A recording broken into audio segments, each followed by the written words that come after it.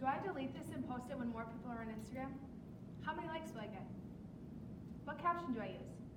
These are the internal thoughts of social media users not only in this room, but across the world. Social media can be a great way to share accomplishments in life, but there are so many hidden dangers behind it. There are the side we see and the stressors that come along with it, the effect it has on our mental health, and there's tips to help counteract it.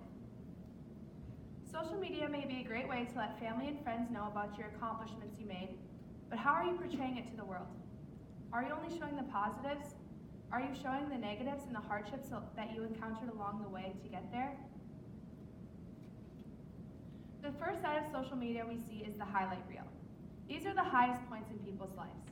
These are the only points we show. We don't show ourselves crying over pre-calc or crying over advanced bio. These are the points when people are at their lowest points that they compare themselves to. We see social media influencers on trips and we wonder, why can't I go on trips like that? Another side of social media and the stressors that come along with it is FOMO, the fear of missing out. This is a phrase we take lightly, but it's a serious thing. Nowadays, we have so many forms of social media and we can see our friends hanging out without us. We ask ourselves, why wasn't I good enough to hang out with them? What made them not invite me? This is a serious problem and harms our self-esteem. Another effect it has on us is cyberbullying. According to the iStay Foundation, 1 in 3 young people experience online cyber threats. More than 70% of students report seeing cyberbullying online, and 90% of those students report that they ignore it. The highlight reel, FOMO, and cyberbullying can cause an array of issues not only to ourselves but to our mental health. The first part is depression. The National Center for Health Research reported that in 2016, 44.7 million adults aged 18 plus in the U.S. had a mental illness. Young adults aged 18 to 25 had the highest prevalence of any mental illness at 22.1%. This is compared to adults aged 26 to 49 at 21.1%. Aged 50 plus at 14.5. Now you might be asking yourself, where does depression fall in this? The American Academy of Pediatrics calls this Facebook depression.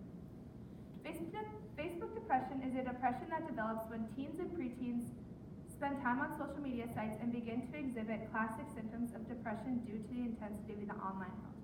This doesn't just have to apply to Facebook. It can apply to Instagram, Twitter, Snapchat, and Visco. These are the times when we compare ourselves, that we cause our brains to doubt ourselves and say, I'm not good enough, I'm not like them. Another effect it has on us is self-esteem.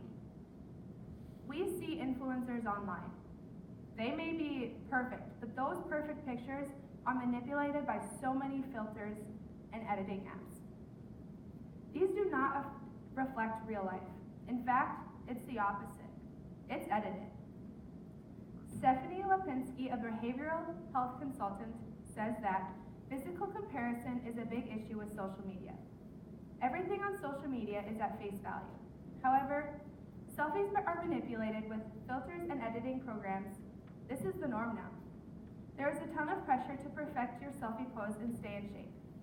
Teens spend a lot of time trying to live up to these unrealistic expectations and falsified pictures.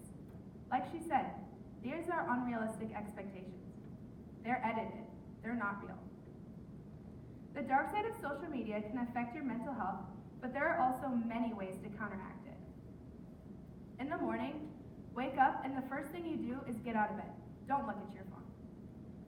This helps you counteract looking at your phone throughout the day and being addicted to social media. This has helped me. Another way to counteract it and create a positive environment is to turn off your notifications. Whether that be do not disturb, airplane mode, turning your phone upside down, or just shutting them off completely. This allows yourself to spend more time on other things. Another positive way to counteract it is setting a time limit. In your settings, you can set a time limit, and this allows yourself to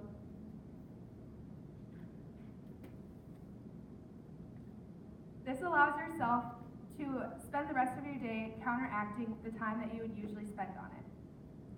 Social media can be a great way to make friends, share your pictures, and express yourself, but there are so many dangerous and hidden effects of it. By committing to use social media in a positive way, you can change your outlook on it. Remember to follow me on Instagram.